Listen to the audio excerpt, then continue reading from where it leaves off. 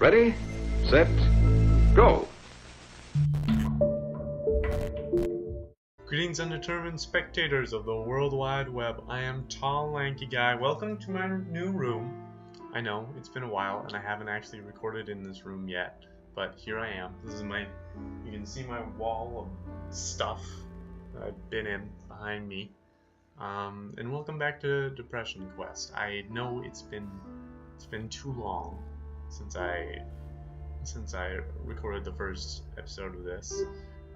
It is kind of one of those things I have to be in the right mindset to record for. Plus, school got started over this past month, and I've just been super busy with stuff.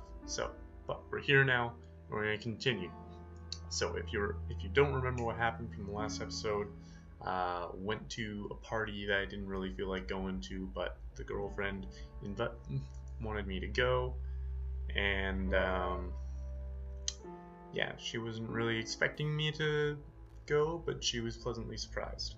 So, it's a little afternoon on a muggy Saturday.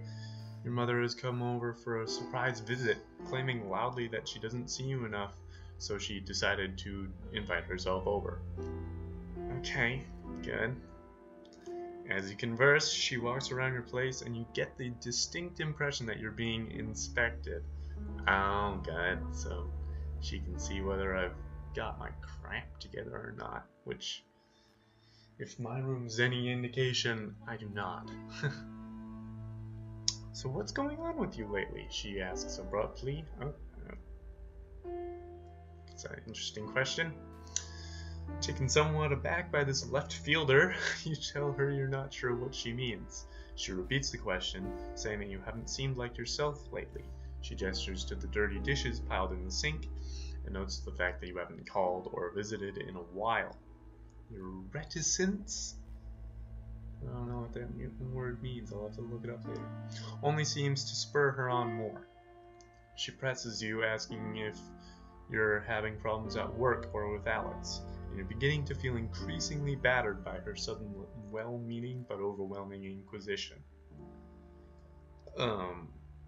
Excuse me. Under her questions, you become increasingly uncomfortable. You want to be able to explain to her how you've been feeling, but the truth is you're not really sure yourself. Nothing horrific has happened at work or with your significant other or friends or anything like that. But all the same, you can't deny that lately you've just felt drained, as though you're not really here. You wish you could tell your mother these things, but she hasn't been approachable about negative emotions in the past. She is the kind of person who holds the opinion that the solution to any problem is to simply try harder and maintain a positive attitude. A stance that has reared its head in past conversations when you began to explore the subject with her.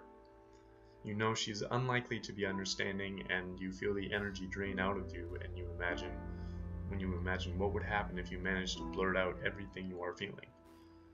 What do I do?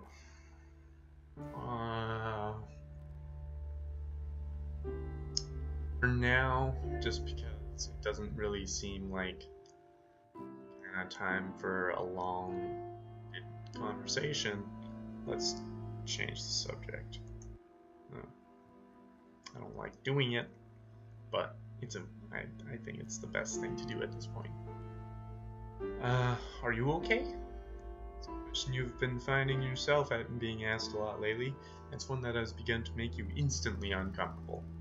It's one you would have to spill your guts to adequately describe. It would be almost impossible to perform at the moment. Even if you managed to, you'd have to fight through your self-loathing talking, despite feeling like everything you're saying amounts to simple belly aching. If somehow you powered through that as well, you'd have to live with feeling truly exposed, and you figure anyone who would know all of these things would be put off to you permanently. More importantly, despite your mother's best intentions, she's quite likely the worst possible person to try and wade through all this BS with. You evade the question by pretending you have received a text message. The fake text received. Once you pretend as though you're finished reading it, you change the subject back to one you know your mother is interested in. She takes debate, and the topic is successfully changed. Yes. Good success. A feel of unease lingers and your stress levels stay high until she leaves a bit later. You wonder if you should talk to someone about all this, someone who would be more sympathetic and not tell you to simply think positive. I should use my left hand for the quotes if you're going to see them. It is a lazy Sunday morning. I have had many of those before. You're idly clicking around online as her phone rings. Sam, a co-worker of yours that you're friendly with, asks how you are and makes hurried small talk with you.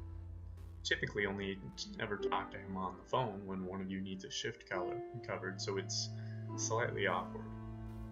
You're waiting in the anticipation for him to ask you to come in on short notice when he veers the conversation in a completely different direction. How do you feel about cats? He asks. Mine had kittens a few weeks ago, and I'm having an awfully hard time finding a home for the last one of the litter. You know how many pets, right? Oh, do not tempt me with cats. Because I can't take care of them, but I will take them. Because I can't resist cats. It takes you a moment to process this new information, and you're caught off guard as he begins to earnestly try to sell you on the idea of taking the last kitten off his hands. You don't need to sell me. I'm gonna do it. It's not something that you had specifically considered before, which is, in my case, completely false. And he seems fairly insistent. She's a real sweetheart, really loves people. She's got all her shots already taken care of, and the vet said she's healthy as a horse. Just say healthy as a... That wouldn't be a simile then. I can bring her over by your place tonight if you're interested. You look around your apartment and try to picture a cat in it as he continues to tell you how cute she is. You tell him that this is all kind of sudden and that you don't have anything for the kitten set up here. Oh, don't worry about that. I can bring over a litter box and food and all that, since you'd really be helping me out of a fix. It's the least I could do. I just don't want to have to put her in a shelter. You can't help but feel like you're being guilt-tripped. You decide to give it some serious consideration. Of course I do. It's a cat. It does get awful lonely around your apartment, and it might feel less empty with a cat around. And by might... I'm sorry, I just love cats. However, since you've been feeling so down, it might not be a good idea to take on the responsibility of a cat, even if they are fairly low maintenance. What do? I decline. I'm not in a good enough place to be taking... I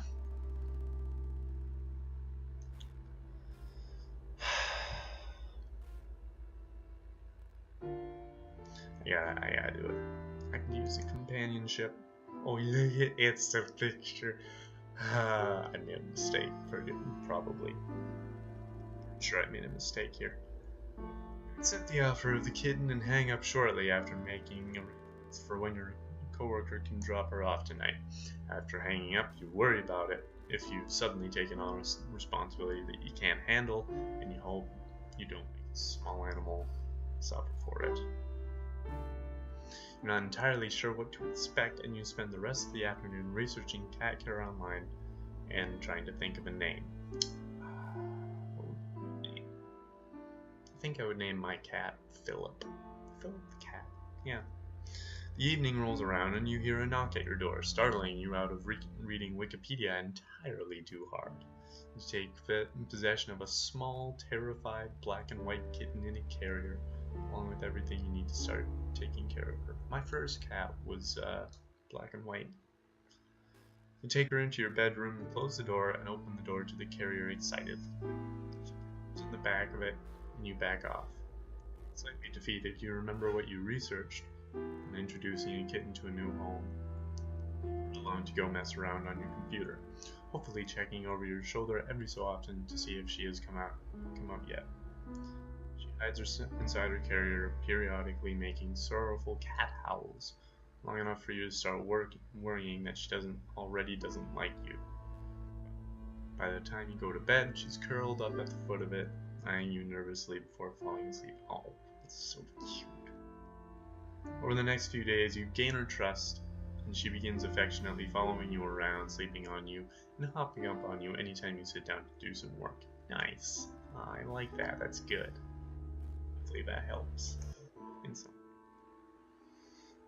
It's late Friday afternoon, and quitting time is just around the corner. A bright, clear day is giving way to a still temperate evening.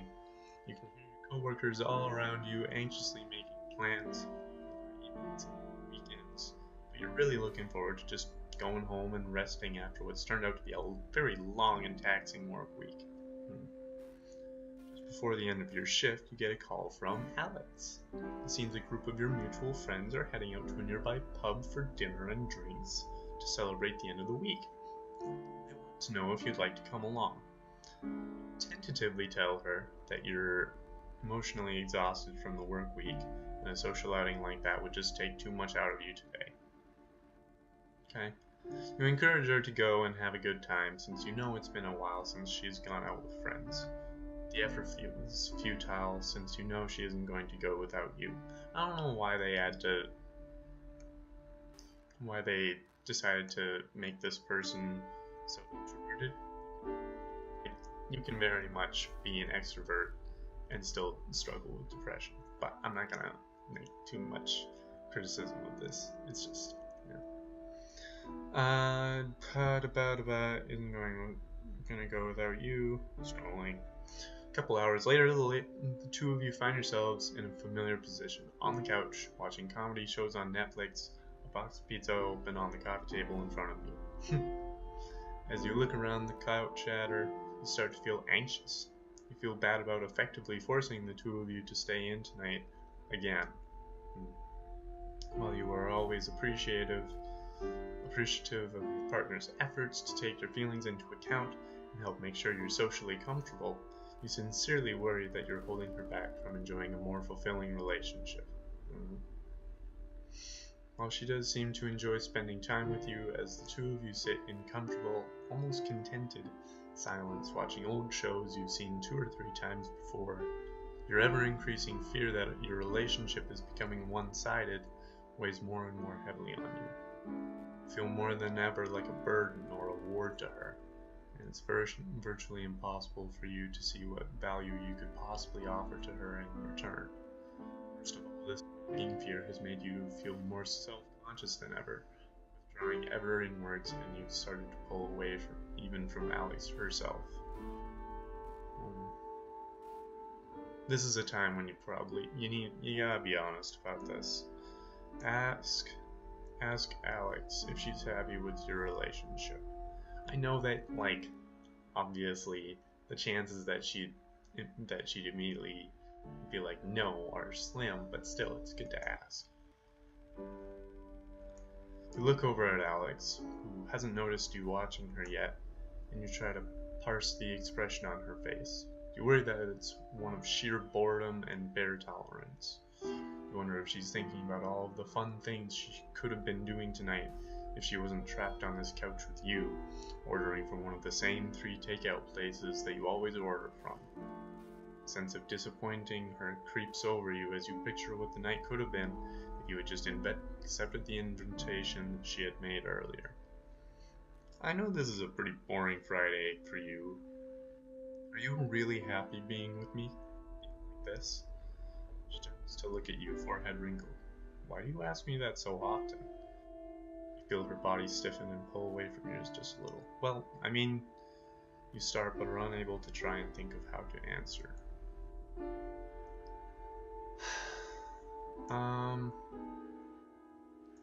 I know it's not what you'd usually be up to. I don't want to put words in her mouth like that she's getting bored sometimes, but I do know that, if she didn't feel like, if she didn't already feel like hanging out with me, I know that she would be out with her friends. I know it's not what you would usually be up to. Alex frowns. What do you mean by that? I just mean you usually like going out and doing things, partying and stuff, Sighs and falls into the couch. It's not like I want to do those things all the time. I like nights in too, just like everyone else. She Do you frustration wearing on her face? Sometimes I swear it feels like you don't know me at all. Oh, come on, that's not fair. It's not that. Her voice trails off, and you notice that she has an exasperated look on her face that you have seen once or twice when you have conversations like this. Conversations where you're poorly expressing your own self-doubt and insecurities, seeking reassurance, but really feeling like you're making things worse. She says again, this time louder, turning towards the flickering screen. I like spending time with you, okay? If I didn't, I wouldn't be here. The annoyed tone in her voice makes you think otherwise, but you take it as a sign that you should probably drop it for now and feel badly for upsetting things. You're deeply depressed. Even activities you used to enjoy hold little or no interest for you, and you exist in your constant state of lethargy.